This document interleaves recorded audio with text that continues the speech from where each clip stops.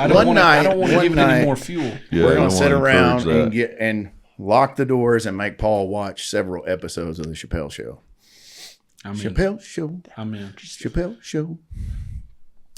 So, Paul, what do you know about tail or tailings?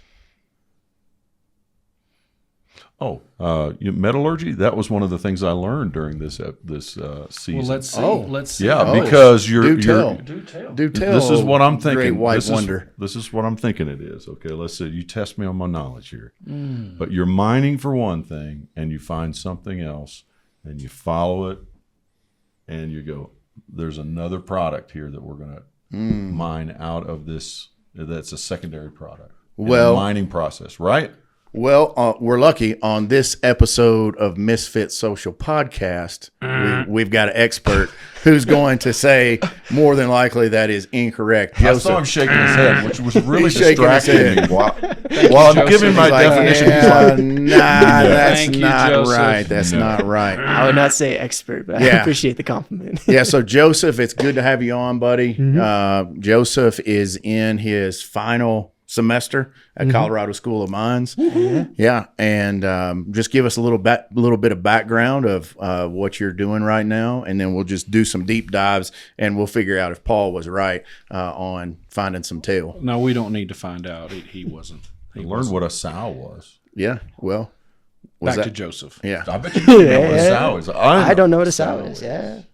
Back to Joseph. Let's get back to Joseph. I thot it was about me. Well, it's always about you, but let's give Joseph just a little bit of time. Go ahead, Joseph. Yeah. So, like you said, I'm a grad student. I'm studying extractive metallurgy, which is the process of taking ore or other metal substrates and selectively extracting. Wait, let's just slow down a minute here. Okay.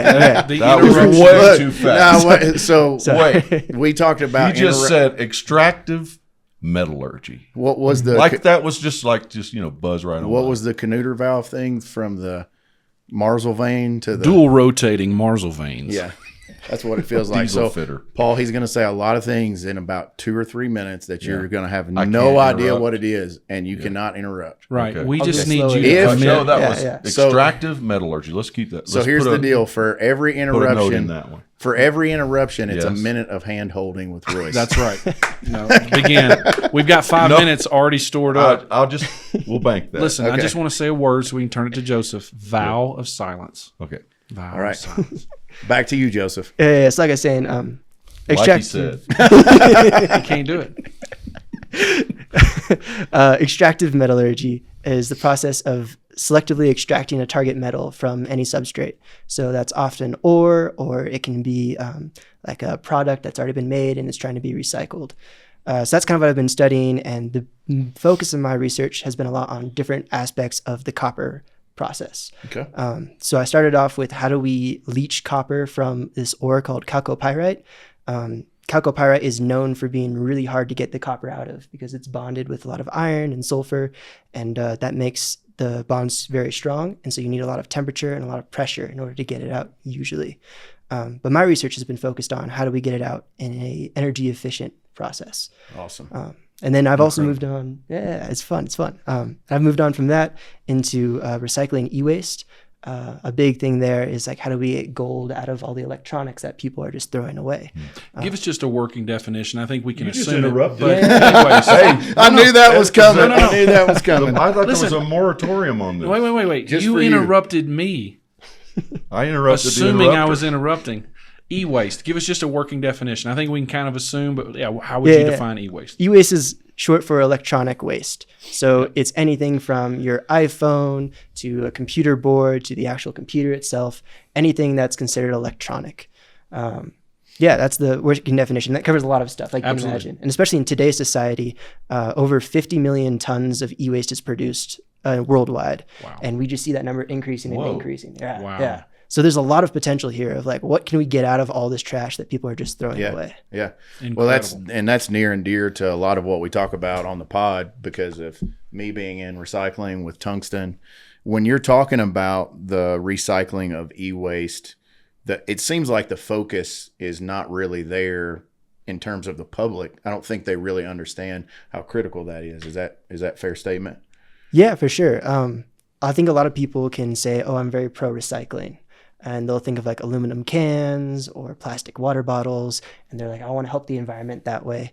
And not a ton of thought is put into, well, what happens to these electronic gizmos? Yeah. You know, maybe more people will start to realize like, what are that? Like when they have to especially dispose of batteries, I feel like that's when a lot of people start thinking about electronics, when they're like, oh, I have to like go throw these away in a special place. Like, why is that? And that's usually what starts the conversation. Yeah. So you mentioned gold.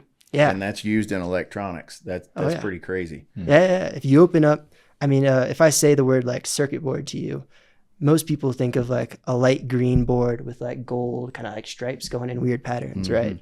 And like alien crop dust circles or whatever. And yeah, gold is very conductive. It's very inert. And so that's why a lot of people are using it when they're making electronics.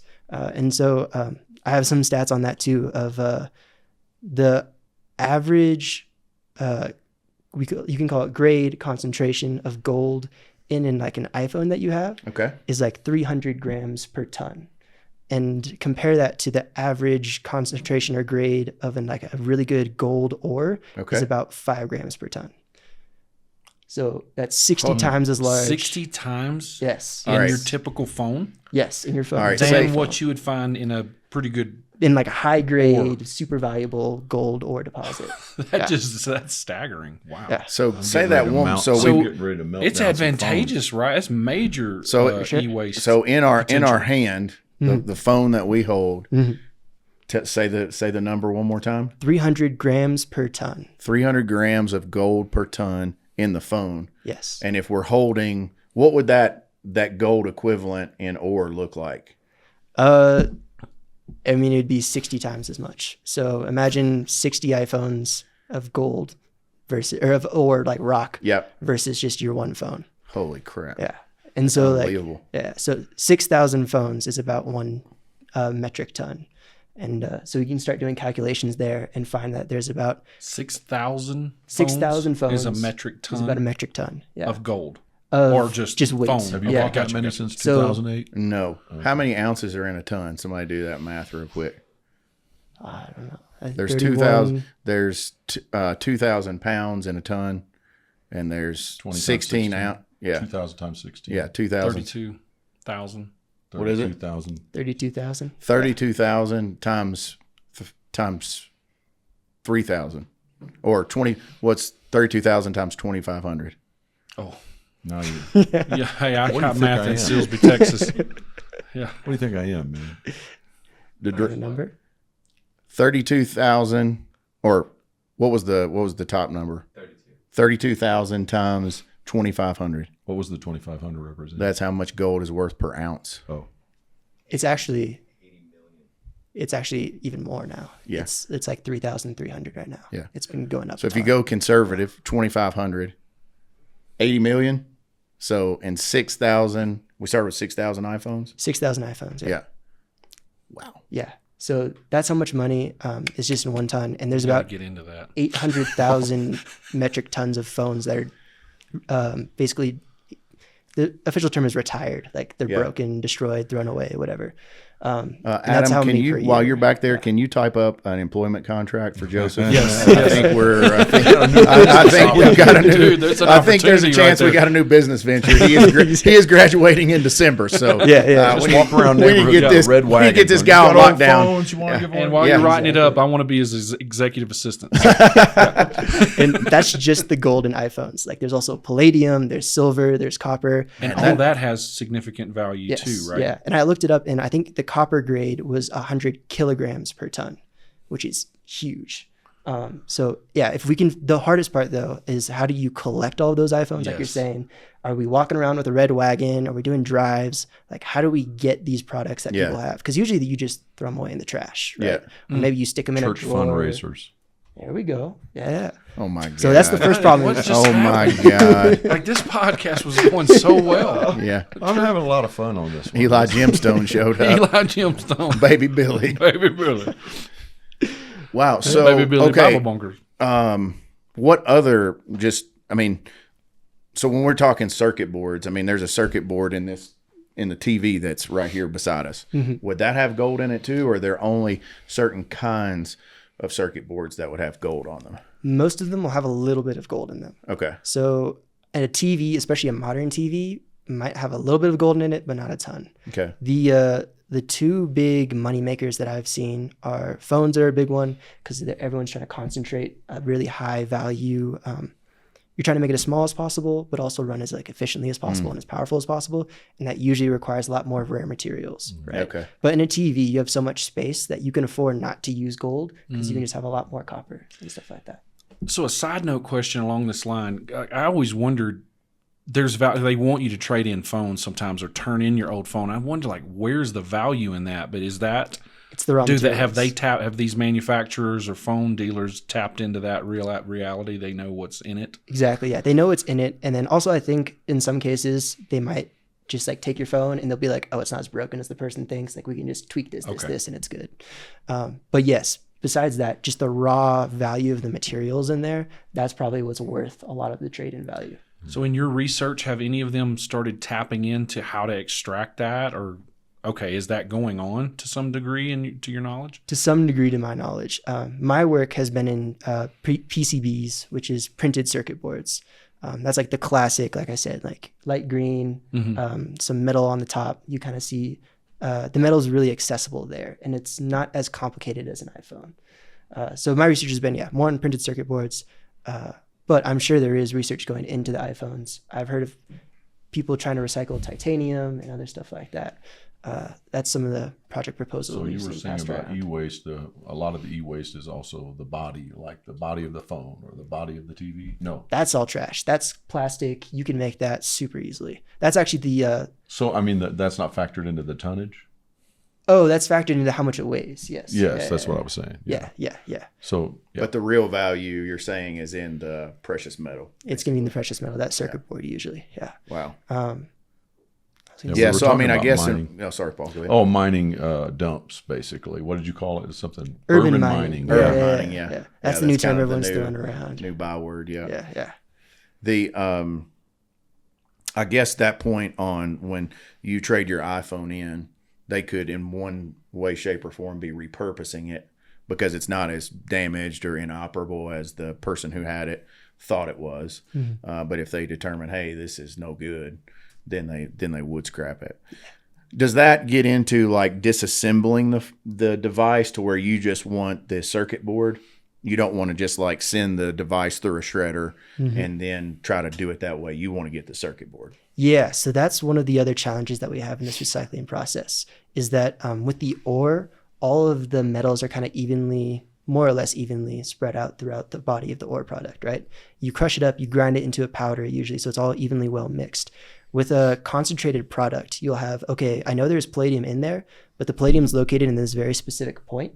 And like you were saying, there's a lot of junk and plastic that's just around the case, right? So if we throw that through a shredder and try and process it all, it's just going to be consuming too much reagent, or it's going to mess with the assembly line because there's going to be a bunch of junk in there. Too many contaminants. Right. So that's one of the big processes, or one of the big challenges is how do we figure out how to disassemble this in a way that works? One of the ways you can see this how it's worked out is with like lead acid batteries. That one we have a very simple process of we like split it open, we drain the battery acid. Once you split it open, the lead is right there for us to just grab, recycle, and the plastic just gets shredded and it's easy to separate.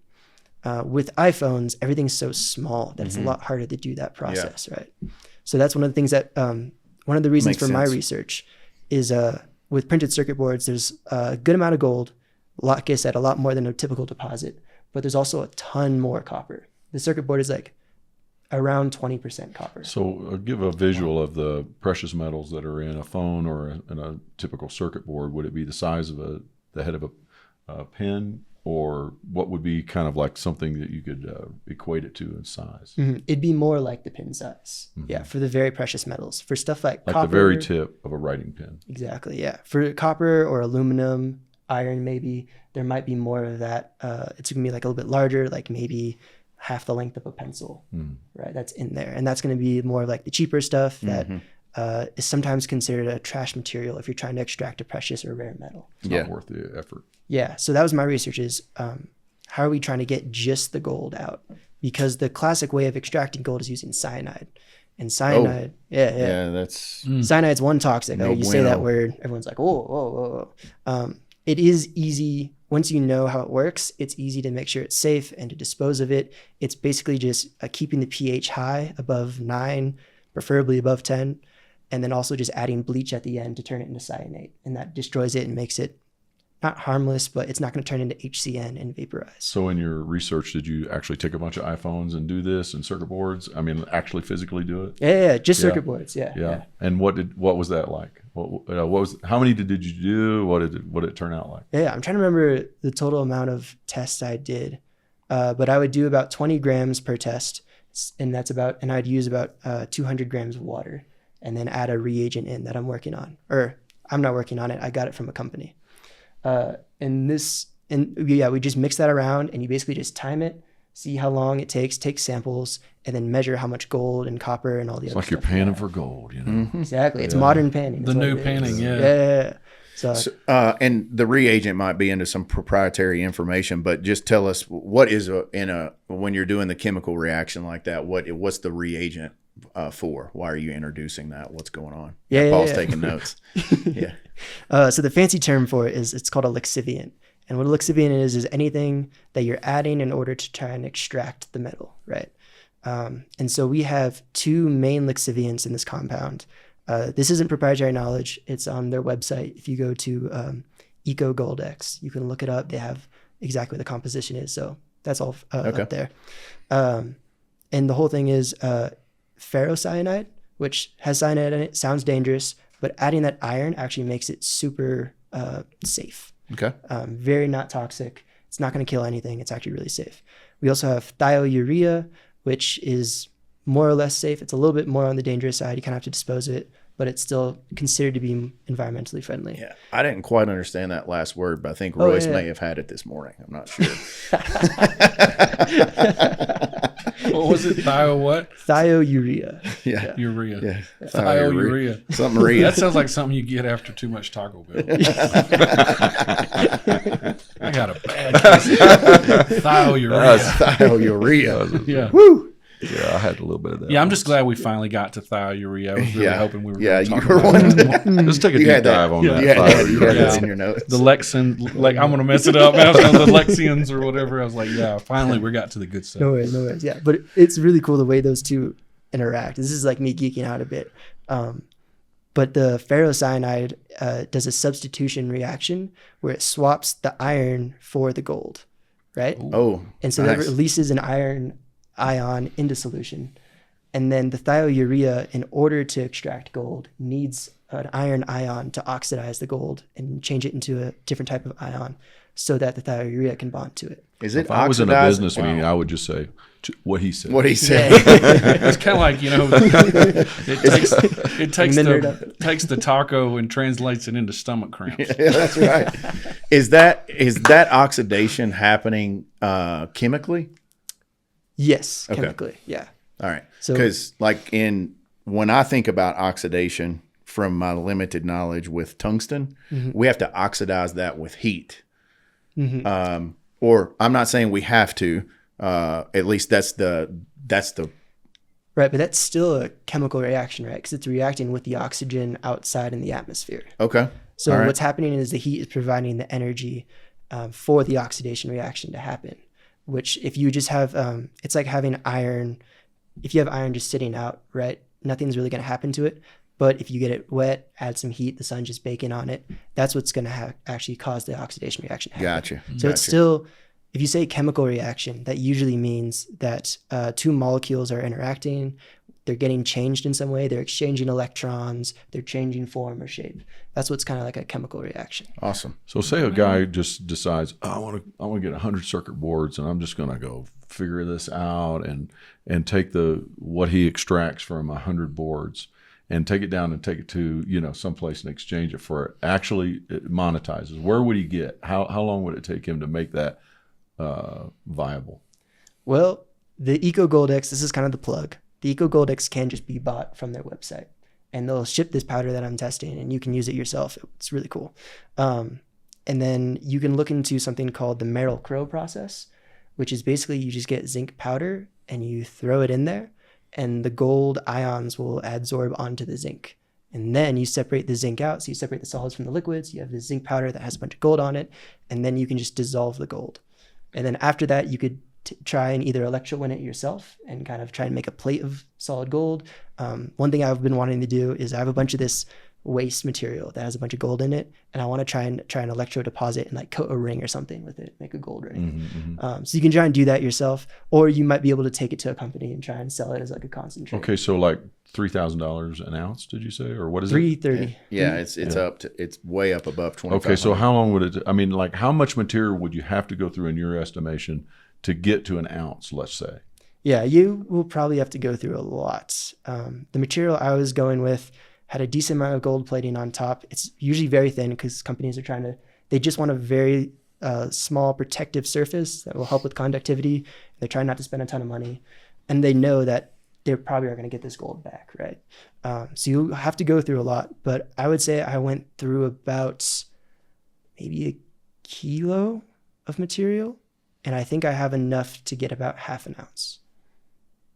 So that's a lot. And if you were working, would that take you like an entire week or two? Just like how long would it take you to mess with that? Just if that's all you were doing. If I guess it depends on how big of a batch size you I'm trying to get a Paul's second wanting job. to know because switch subjects. He's going to get on Amazon. He's going to be like, old phones. Really, that's not it. I'm seriously curious. There's gold in them. Paul wants to donate one of his mechanical hips to see how much gold is in it. You need that to walk, bro. No, I mean, I'm trying to determine whether this is economically viable for some little dude that decides he's going to have a garage job. We're discovering this right now. We don't want everybody to know. Paul, this pod You're going to talk to Joseph. is not to figure out your future retirement. We're trying to get Joseph to educate us. If like, this has a viability for a guy in a garage, you might be like, hey, Josh, could be a deal, man. We're going to start a business. Yeah, Paul's like, I got to pay the shoulder off, my two hips, my head plate, my forehead plate. You got to pay all this off. Yeah, in a month, Joseph is going to get an email, and it's going to be from Paul. And he's with a business plan. He's like, dude, I've bought 10,000 phones. Can you come to Dallas for a week? You think that's enough time? Yeah, he's like, I spent $1.5 million. How long will it take for me to recoup my investment? Okay, but my question's still my question. Okay. So So it depends on how big of a batch size you can do. If I was just doing, like I said, 20 grams at a time, it would be super slow. However, it only takes about 5 minutes to get all the gold from almost whatever you're putting it in. This is how they sold the gold rush in the 1800s. Yep. Just takes 5 minutes. It's the new easy. You just go down shake in the pan. New gold rush. Pick it up. Yeah.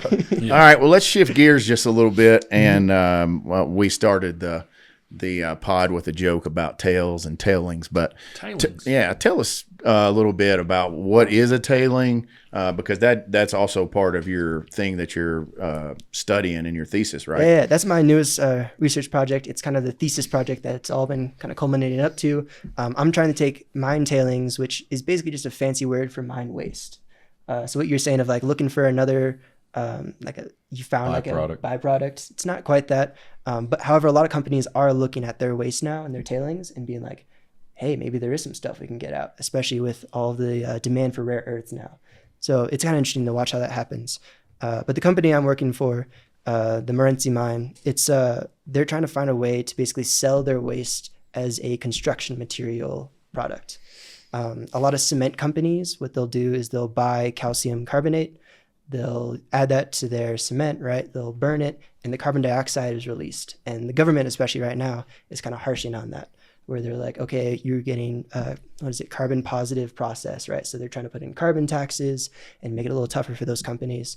So our idea, or my professor's idea, is what if we take this product, or these tailings that actually have a lot of calcium in them, is what we found.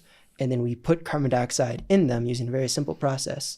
And then we can sell that back to the construction companies and be like, here you go, you can use this, burn the calcium, get the carbon off, like do whatever you need. And then you can say, hey, it's carbon neutral because carbon dioxide was added to the product. It wasn't like it was mined as a lime that already had the carbon dioxide in it. So that's the whole point of that's our selling point is, can we get rid of our tailings? Because I don't know if you guys have ever looked into, have you guys heard about like the tailing dams failures a lot? Never. Yeah. So about statistic I've heard is about like 1 to 2 tailings dams around the world have been failing every year. Tell us what a tailings dam is. Yeah. It's the waste that comes out and creates a wall. Let him tell us. Let him. Well, I would like Let you him to. tell He us. wants to contribute. showing his vast knowledge He here. said, I would like you to. Joseph said he's showing his vast knowledge. He's showing his vast knowledge. That's right. He is. But let Joseph answer that. Okay. What he said. A tailings dam. What Tailings in the world? dam. What in the world is that? So when tailings come out, usually when you're processing mining product, it's in a slurry, which means it's basically just water mixed with whatever your dirt is, your rock, your ore. And so when it comes out, it's coming out in a liquid and a solid form, right? They're not dissolved. If you let them sit, they'll settle out, so the water will come to the top, solids float to the bottom. However, people need a place to store this. And a lot of tailings are usually slightly on the acidic side or on the basic side, and they're not good to put in the environment. So what people will do is they'll dig out a giant hole in the ground, or they'll find already a big hole and make a dam, like you're saying, build a wall. And then they'll just fill up that hole. Usually they put a tarp underneath that's chemically inert, and that'll stop it from leaking into the ground. But they'll fill that up, and it's kind of just their way of disposing of it. There's been a lot of pushback on this, of course, especially in the very beginning of mining. They didn't have those tarps, and so they were like, they didn't know it was going to happen. But what happened is like the acid would leak into the groundwater, get into this town's water supply, mess it up. And I think that's where a lot of the fear of mining came from. Yeah. Right. So what is making it acidic? Because technically, when we say acid, I think we're just talking really about what's the pH level, right? Yeah. Yes. Low pH. So why couldn't they just get the pH back to a level where it's not acidic, process the solids, and then just reuse the water? Sure. Money. That's the simple It's answer. just, it's not that it's impossible. No. It just costs money. Costs money. Yeah. Okay. Basically how it works is for every hydrogen ion you add into the solution, that brings the pH down a bit. And so you need to add an opposing hydroxide ion. And when those hit, they form water, and that's pH 7, like perfectly balanced, right? So when usually, like for instance, copper ore is usually a copper sulfate ore, or copper sulfur ore, and you just add sulfuric acid, and the sulfuric acid will leach the copper out. And then you have a copper solution, and you can electrowin that, and you get all your copper, and then you're just left with a bunch of sulfuric acid and some other byproducts that were in the waste, that were in the ore, right? And that's going to become your mining tailings. And so, yes, they could just dump like sodium peroxide into there and make it neutral, but that costs money. It'll stink too. Yeah. Yeah. So, I guess I don't. For me, I think what I don't understand about some of the process is, some of the problems with mines today is just the cost to stand the mine up, and that's because of overregulation. So Yeah. So we're already regulated at a super high level, and that's just trying to get one stood up, right? So, in what you're saying is at the tailing side, that's at the very end. That's the byproduct that they're dealing with. Is there any way that either regulation could be eased on the front end, so that instead of it being more costly to stand up, that those funds could then be used on the back end? What you have any thoughts on that? Is the school kind of trying to pave a path of, hey, what's modern mining look like, where it is good for the environment, but we're also being able to get the resources that we need? For sure, yeah. There's a lot of red tape. I haven't heard too many specifics on the startup process red tape. Yeah. I have heard that there is some that seems to be a little excessive. Most of the miners nowadays, especially the ones being produced in American colleges, are very aware of the environmental impacts, and they're very much taught, okay, you need to make sure whatever your process is, it's environmentally safe. I was taught a lot. I'm not even like part of the mining department. Like, I'm part of the mining department, but I'm not like going to be the actual guy bringing the earth out of the ground. Yeah. I'm not like on the later in the process, but even I'm being told of like, this is how you do a reclamation, and make sure that whatever is left after you mine, you can put it all back, and an environment and an ecosystem can grow back from that. So there are a lot of processes being developed. One of them is dry stack tailings, which is just a way to take the water out. And then all of a sudden you can turn that into a little mountain, and then you can add some fertilizer, grow flowers on it. Boom, nature's still there. Right? Yeah. So the tailings, then you've pulled the liquid off. Yeah. The byproduct solids are still there, but that's going to be your reclaimed ground. Exactly. So when it rains and goes through that material, is it still toxic on some level? Some level, yes. They usually put out tarps, like I was saying, the chemically inert tarps, and kind of make it so that when that does happen, that water's going to stay there. Ostensibly. That's what they say. The tarp people, they market it very well, I will say. Yeah. So my personal experience with this is my grandfather worked for an above ground surface coal mine. And he was actually once they would extract the coal from the surface, his job, he drove a big D7 Caterpillar dozer, and they would come in and they would take the tailings. They called it spoil, because they'd be like, I remember all the old timers would be like, yeah, it's over on that spoil bank, So I don't even know if that's probably just something they made up, but they would take those spoil banks, and I guess that would be like the tailings that they didn't use that came out of the wash plant. And then his job was to get that shaped in a way that contour it in a way that looked somewhat natural. And then they would come put topsoil over that, and then they would just sow it like you're talking about. Yep. Is that's kind of a similar process of what we're thinking maybe could be for the future too, for Very some of these similar. other elements? Yeah, people are looking at it, and what they're finding is that a lot of the red tape that is caused by building a tailings dam and a lot of the expenses that occurred with that are actually enough, like offsetting that with dry stack is enough to make up for the amount of cost that is increased by taking all the water out of the system. 'Cause that's a very expensive process. But what a lot of people are finding is like it about balances out. And so it's like, okay, if we go dry stacking, it's gonna be about the same as if we do tailings dam. But the public perception and the amount of red tape you have to go through is a lot less with the dry stacking. So a lot of people are going that way. Then I also wanted to add kind of on like what people are doing for policy. Yeah. One of the big things that's coming up is called Good Samaritan laws. Unfortunately, a lot of mines, especially in the old times, were mined. They had a tailings dam or some sort of waste storage unit, and then the company went bankrupt, and it was just all left there. Just left, yeah. Right. And so when the government was trying to figure out who do we get to like clean it up, they're like, well, we don't want to do it because we didn't make the mess. Yeah, sure. But the company that made the mess is gone. Yeah, the taxpayer shouldn't have to pay for that, right? Exactly. Yeah. So what they came up with is like, okay, if anyone who has any contact or any affiliation with this mine site, all of a sudden they're the one on the hook for cleaning it up.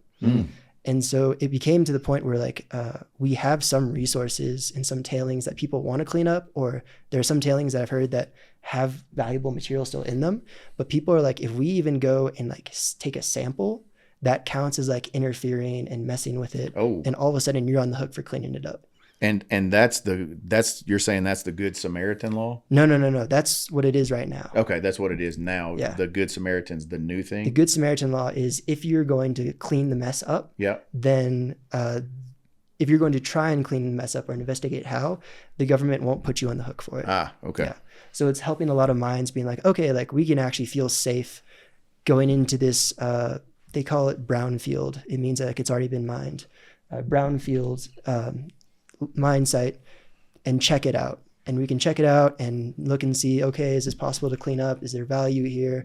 And they won't feel scared of, oh no, I'm going to be on the hook for even like looking at it the wrong way. Yeah. Wow. I wonder. Yeah, that's an improvement. I mean, That's a yeah, major because improvement. you want to talk about just getting in your own way. Yeah. To try to, I mean, it's like we're gonna do this and make it virtually impossible for anybody to clean up the mess that we know needs to be cleaned. I mean, that's a perfect example De-incentivized of any ridiculous kind of help. government. So when you go into a brownfield, you said there might be still material in those that's valuable, like? It could be anything. A lot of the older mine sites just didn't have the efficiency of newer mine sites. So it'll be okay. And they also weren't able to mine the same lower grade. As mining technology has increased, we've been able to economically mine lower and lower grades, right? So the cleanup might create some value Exactly. Sometimes the or cleanup, pay for itself. yeah, at least pay for itself. Sometimes the cleanup is even more valuable than some of the bigger, the more concentrated deposits around the world, where they're just like, yeah, like this one mine site had so much stuff in it. They only mined 70%. That 30% is still more than what we're finding in most other places. It's almost similar to what we were talking about the other day about the aluminum cans still being in the ground at the landfills. Right, It's a very similar kind of Right. deal. Sorry, Royce, you were going to say No, something. it's good. I just was curious, how far along are we on these Good Samaritan laws, or are they in effect, or are we needing more work to get them? I don't believe they're in effect. I believe they're being brought up in Congress. Okay. So people are that's really gonna pushing be a for breakthrough. Yeah, that definitely needs to be brought to light for sure. Mm-hmm. That kind of regulation reminds me of a situation we have in. So I have a business in Europe now, and their restrictions on. So basically, anything that is a recyclable material, they consider it as hazardous material. But they have a scaling system for how they rate the level of hazard, and it basically goes from a color of green all the way down like to a bright red. And so this is how crazy the regulation has become over there. So when we were talking about making a tungsten drill earlier, drill bit, well, when they diamond grind that creates a slurry. And that slurry is essentially, it's tungsten. And so it can be as high as like 78% tungsten.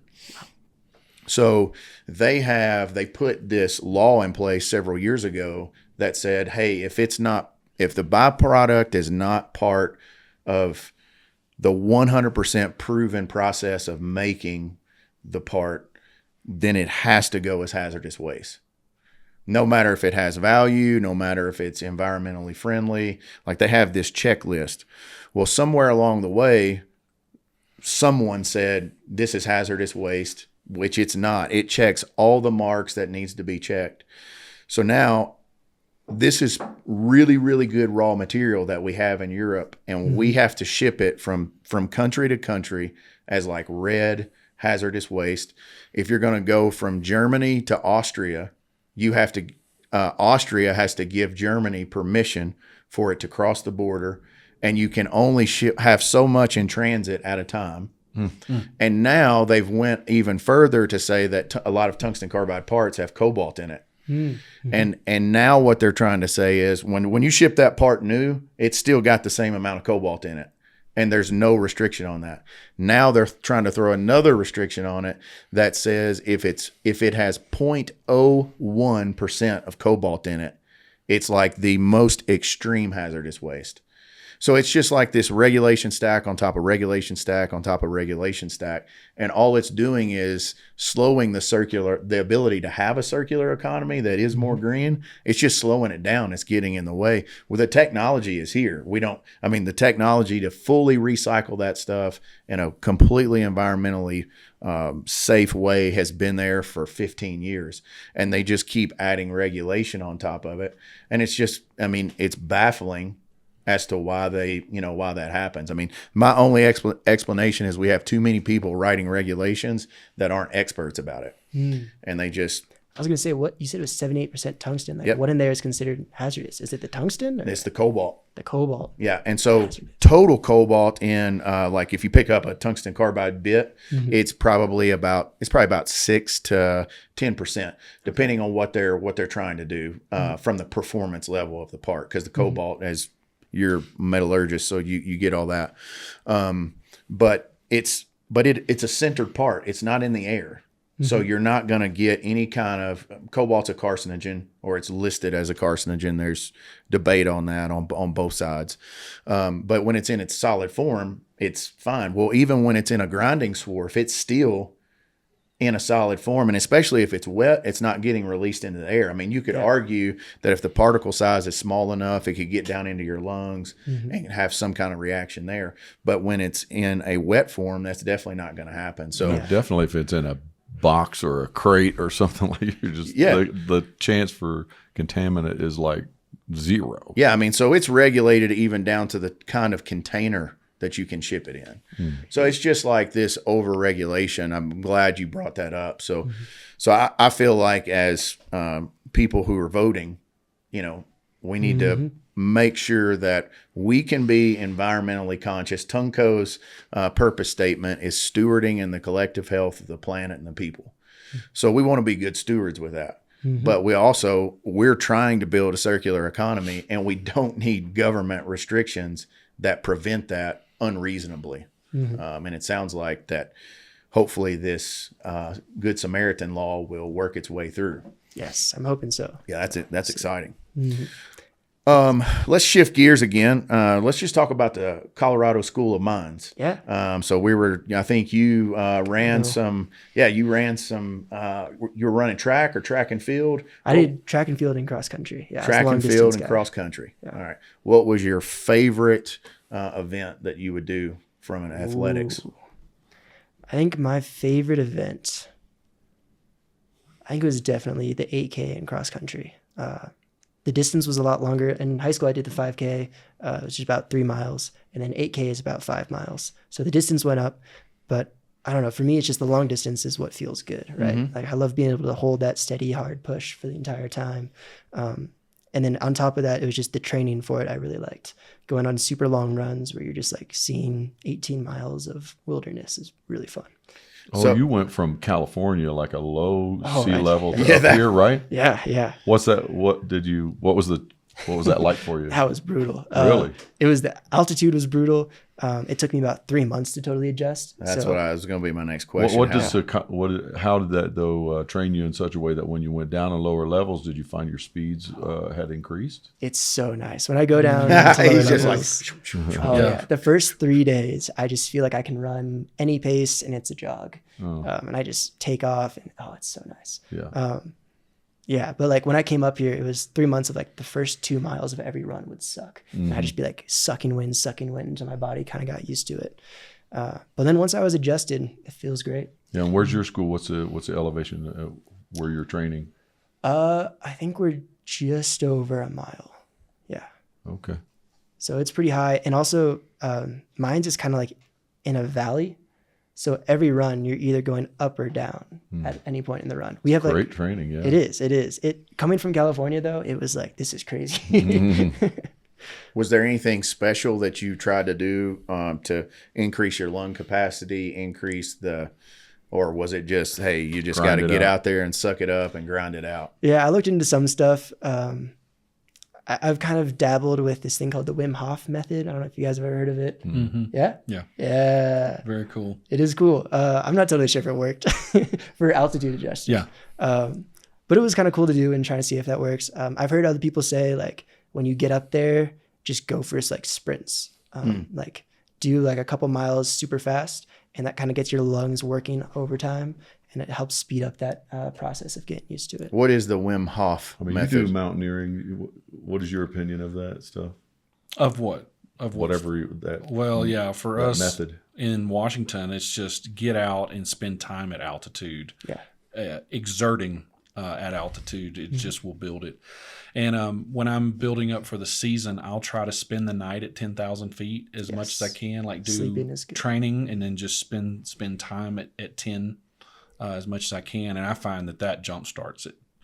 You'll build red blood cells if you can spend the night there, and then those will stay with you for the season if you're getting back to altitude. Oh, yeah. And so it helps you to manage more oxygen. So what is the Wim Hof method? Tell us.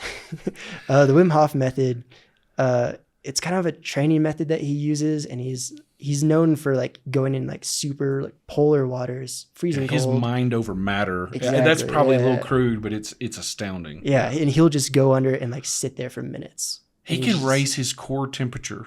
It's what he claims. Well, and I've seen a few things, like where he makes his body get hotter and in ice water. It's weird. Yeah, Cool. And a lot of it is like the training for it that I was doing is like you kind of empty your lungs, like you breathe out as much as possible, and then just like hold it and sit there for like a minute. And he has like this whole thing where we'll walk you through it, and he'll start counting down. And there have been a couple of times where I've like lightly passed out. Like I'll come back and I'm like, I lost 30 seconds there. I don't know what happened. That happened to you yesterday during the podcast. Yeah. I wasn't even underwater holding my breath. I was sitting right here, and it just started going. Just tunnel vision. Just world closed in. Yeah. Yeah, I had to just be like, focus, don't go out.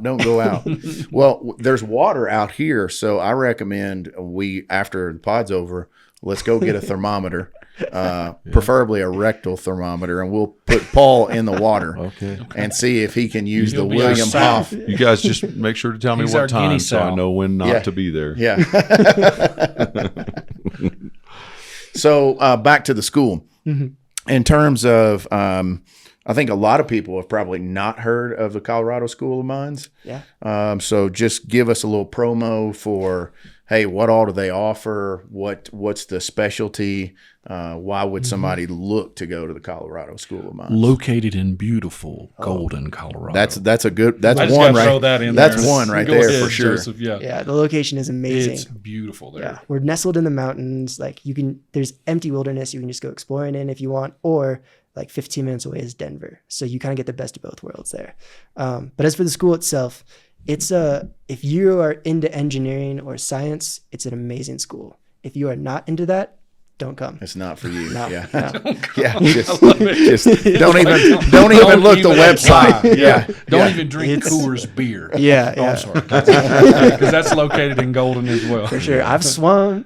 People swim in Clear Creek, which is the feed. It's really funny. We always joke, like, if you go too far down the river, you become one with the beer. That's right. That's right.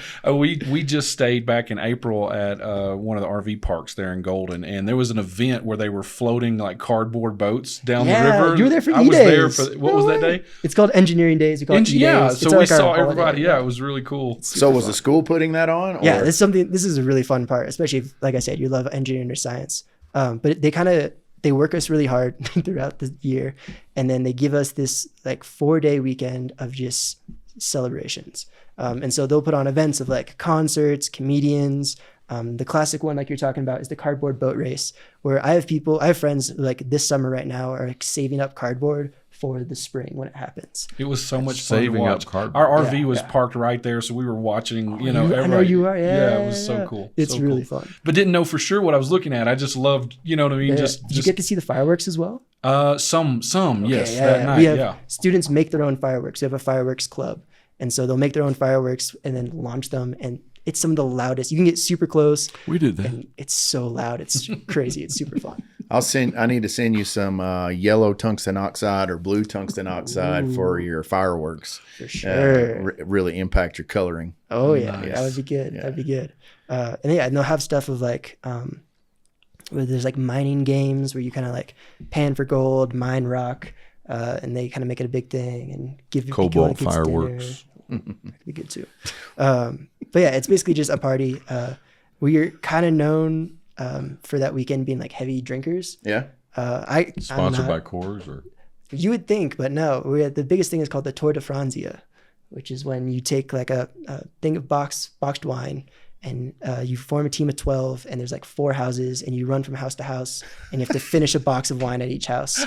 And it's the most disgusting thing you've ever seen. Is in it your like life. you know It's- that deal where you run That around sounds the like bat, a you put your very, head on the very thing, and you painful run around next the bat. day. Yeah, it's Very painful. Tour de Franzia. Tour de Franzia. Yeah, it's the most disgusting thing you've ever seen, but it's So- kind of hilarious. Why? Because people are throwing up, Well, or what? people are throwing up. They're getting super drunk. The one problem is like the ambulances know what day it is because there's always at least 3 kids who are like passed out on a lawn somewhere and they have to get picked up and taken to the hospital. But yeah, What happened to Joseph? That third box got him. Third box. He was third 3 boxes. I've got in. some friends who are like, I want to be a hero for the team. And like house 2, they're out. And you're like, oh no, buddy. Failure. Don't be a hero. We trusted you. Anchorman. He's not the anchor man. It's like on Old School where Will Ferrell's like, "Come on, we're going streaking," and his wife pulls up in the van, or she's in her car, and he's running down the road naked. He's got his tennis shoes on. He's like, "Oh, hey, babe, hey." He's like, "Come on, we're going streaking through the quad," and she's like, "Who's we? You're by yourself." he's just running down the road. Yeah. But besides all the fun stuff, I mean, it's a really good academic school if that's what you're looking for. I found there's so many creative outlets to have. We have an entire room full of 3D printers that can do, some of them can do like metal even. Yeah, And a lot of them manufacturing. Exactly. Yeah. That's even like kind of a major we have. Like it's a thing you can study is Okay. just additive manufacturing. Is that a fairly new major, I guess? Fairly new. Yeah. Yeah, it's pretty small right now, Yeah. but it's kind of getting bigger. So if we're saying, you're saying, all right, hey, if you want to go there, you need to be into chemistry, science, math, that kind of deal, right? Not even, we have a lot of different majors, and I know a lot of kids who don't like chemistry, and Yeah. they'll just take like the mechanical engineering major. Okay. And you don't have to take like 1, maybe 2 classes of chemistry. And then Okay. after that, you're done.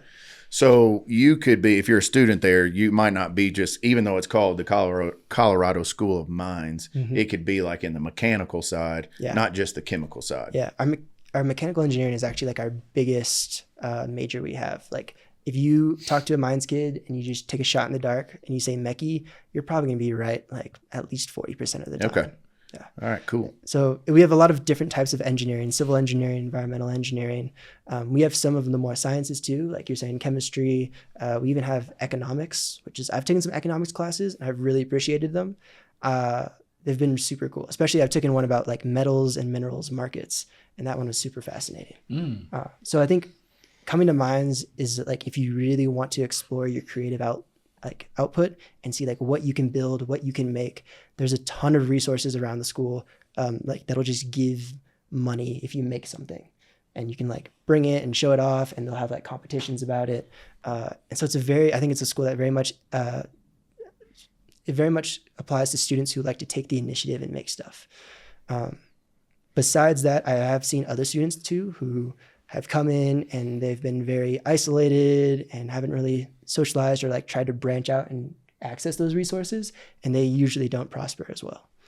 So I think it's a school where there's a lot of resources, but you do have to be willing to go and take them and seize them. Yeah.